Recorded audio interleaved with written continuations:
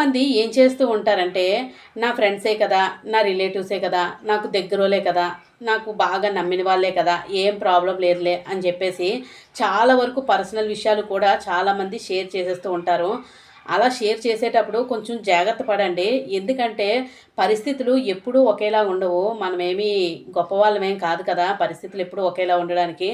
ఎప్పుడైనా తలకిందులైనప్పుడు ఏం జరుగుతదంటే, అవతల వాళ్ళు మన విషయాల్ని బయటికి చెప్పడానికి ట్రై చేస్తూ ఉంటారు. అది చెప్పలేము వాళ్ళు కావాలని చెప్తున్నారా, లేదు అంటే పరిస్థితులు అలా చెప్పిస్తున్నాయా అనేది మనం చెప్పలేము.